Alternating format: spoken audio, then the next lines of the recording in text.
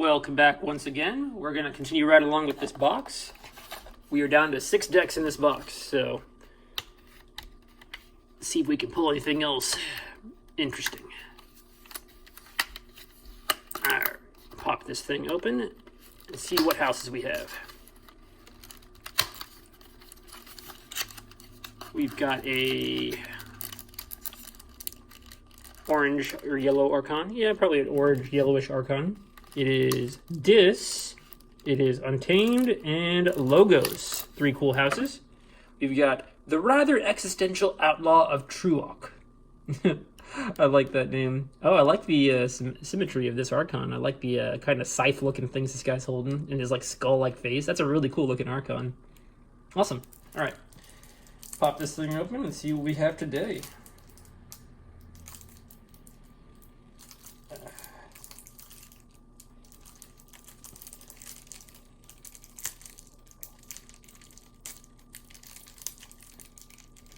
This one's giving me a bit of trouble, but I think I can pop it open. I can finesse this thing a little bit.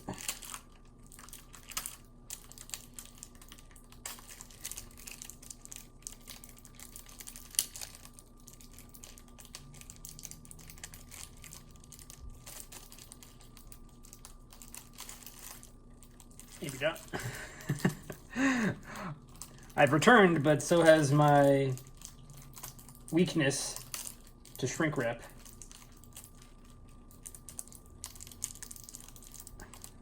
Should have grabbed my scissors, but all right, I think we got it. Yeah. Got there in the end. All right. Popping this out, dropping the Archon card down, square it up, and see what we got. We are starting with Untamed, and look at that, we have Moorwolf. Off the bat, it is a 2-power creature with Skirmish and play ready each other wolf creature. Now, fun fact, this is the only wolf creature in the game right now, so we'll see if we got any more of him. We do have a second one.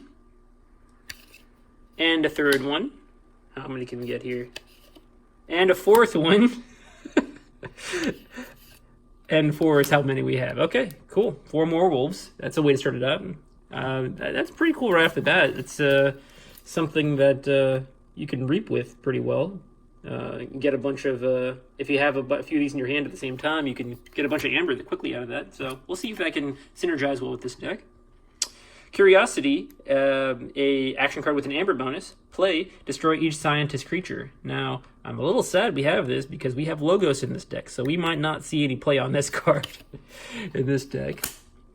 The Feathered Shaman, a 2-power creature with Elusive, and Fight Reap, ward each of the Feathered Shaman's neighbors. Low Dawn, a action card with an amber bonus. If there are 3 or more untamed creatures in your discard pile, gain 2 amber. Shuffle each untamed creature from your discard pile into your deck. Well, cool. That's a great way of getting our Moorwolves back, so that's pretty cool. Kangaphant, a 5-power creature with each creature gains Reap, destroy this creature. Gabuk, a 5-power creature with Destroyed, discard the top card of your deck. If it is a creature, after Gabuk leaves play, put that creature into play in Gabuk's position in the battle line. I've actually seen this work more often than not, and it actually can change the course of the game pretty well. Unnatural Selection, great card. Action card with an amber bonus. Play, choose 3 friendly creatures and 3 enemy creatures, destroy each other creature. Great against swarm decks. Mustik Murmook, a 4-power creature with each player's keys cost +1 amber, and play, deal 4 damage to a creature. Bramblelinks, a 3-power creature with Skirmish, and if you have used a creature to reap this turn, Bramblelinks enters play ready. That'll be great with that Moorwolf, actually. Oh, and we're on to Logos, and look what we have here. We have the leader, Zenzik, is how you say that, I believe. A 4-power, 2-armor creature. And during your draw card step, if Zenzik is in the center of your battle line, refill your hand to 2 additional cards. That's really cool. Good to see him. We have Seismo Entangler, an artifact. Action, choose a house. During your opponent's next turn, creatures of the chosen house cannot be used to reap. Some good disruption. We have Mini Groupthink Tank, a 3-power, 2-armor creature with Play, Fight, Reap. Deal 8 damage to a creature that shares a house with 2 of its neighbors. That's a lot of damage. It can be really good. Interdimensional Graft, an action card with an amber bonus. Play, if an opponent forges a key on their next turn, they must give you the remaining amber. That could be huge if your opponent rushes a lot. Titan Guardian, a 5-power, 1-armor creature with Taunt, and destroyed. If Titan Guardian is not on a flank, draw 2 cards.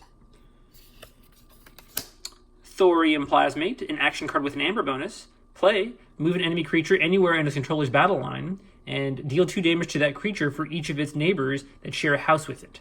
So it usually gets 2 damage. Can get 4 sometimes. Hey, we have 2 of those. That's pretty cool. And we have 3 of those. That's actually really nice. Sanitation Engineer, a 4-power, 0-armor creature with Hazardous 1, and Reap a discarded card from your hand. Actually a good ability. Gets useless cards out of your hand. We have Quant, a 3-power creature with Reap. You may play 1 non-logos action card this turn. Cutthroat Research, an action card with an amber bonus. And play, steal 2 amber if your opponent has 8 or more amber.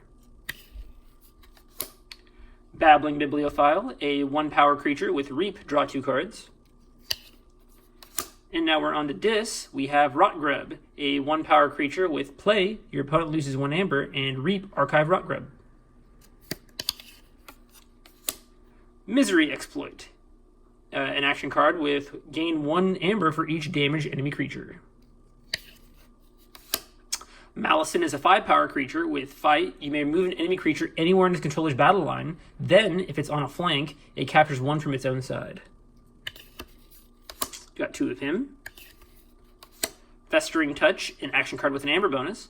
Play, choose up to 2 creatures, deal 1 damage to each chosen creature. If that creature was already damaged, deal 3 damage instead. Draining Touch, an action card with Play, destroy a creature with no amber on it.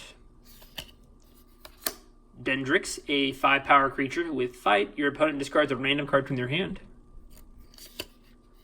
It's 2 Dendrix. 3 Dendrix. And Buzzle is... Oh, we have 1 more card after Buzzle, actually. It might be 2 Buzzles. Skirmish. And play Fight. You may purge 1 of Buzzle's neighbors if you do ready Buzzle. And the last card of the deck is... Oh, Binding Irons, actually. An action card. Your opponent gains 3 chains. Oh, we have 2 of those, actually. Never mind. That wasn't the last card. Alright. So that's cool. Got a Moor Wolf deck here. Let's count up the... Let's do things in order here. So first we'll count up the amber, and then we'll see how many creatures we have. Because I feel like we have a decent number of creatures in this deck. And maybe a decent number of ambers, too. We'll see. Well, probably not amber-wise, but... Alright, let's see what we got here. We got 1, and then we have a fair number of untamed creatures, I think.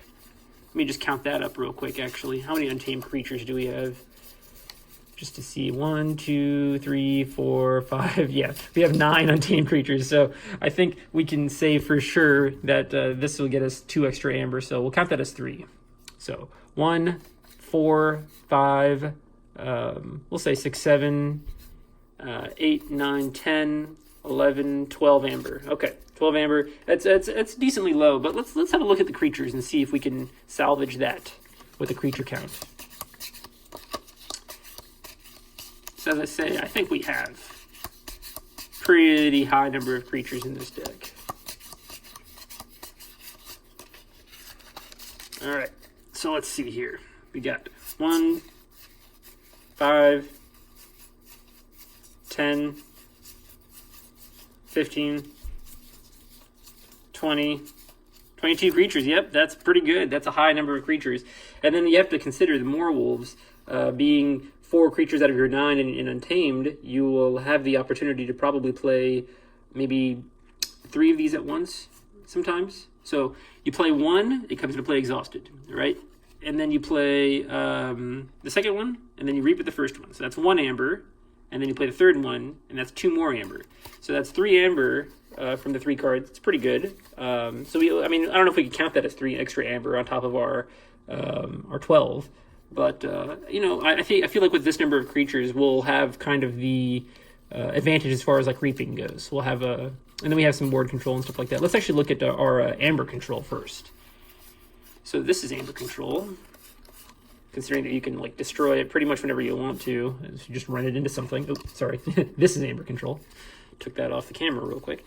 But okay, so let's see, what other things do we have that is amber control? Amber control? These are both amber control, actually, right? Because they capture amber from their own side.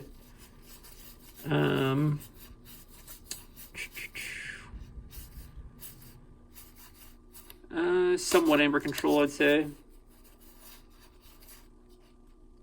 Kind of. I'm not going to really count that as amber control. I won't take them off of a key. Okay. Oh, I didn't count Misery Exploit in my Ember, so I had 12, right? So I'll count Misery Exploit maybe as 2.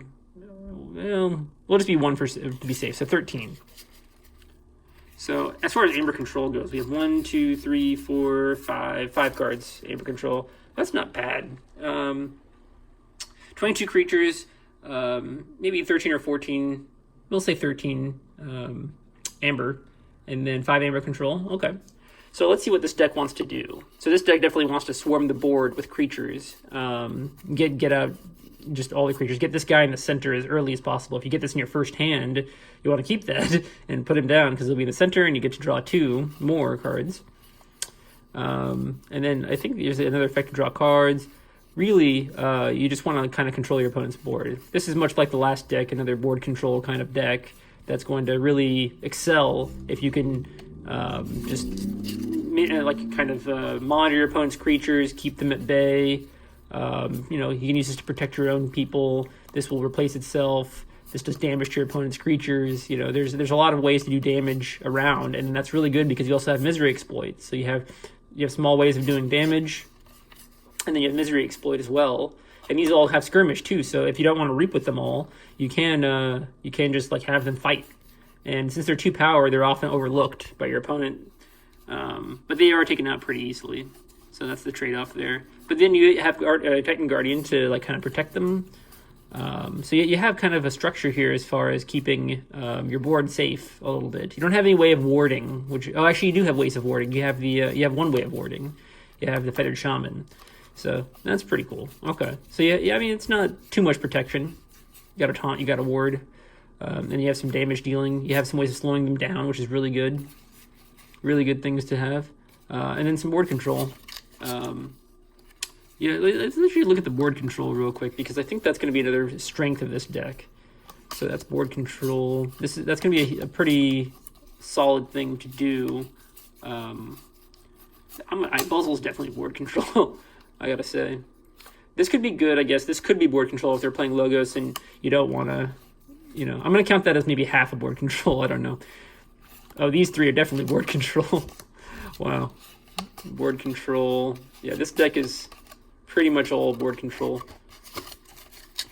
I don't know that I counted Seismo Entangler. If I didn't count that as part of the Amber control, then I should. So that might be 6 Amber control, actually.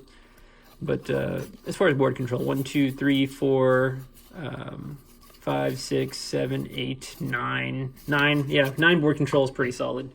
So yeah, this is a pretty cool deck. It's another one that really wants to get creatures out as fast as possible, and then reap a bunch, and then keep your opponent from doing anything as much as possible. This is going to be really useful. Get those Moor wolves back and play them again, ideally. So you want to get this later on in the deck, and then you got a couple things to kind of make sure your opponent doesn't get out of control.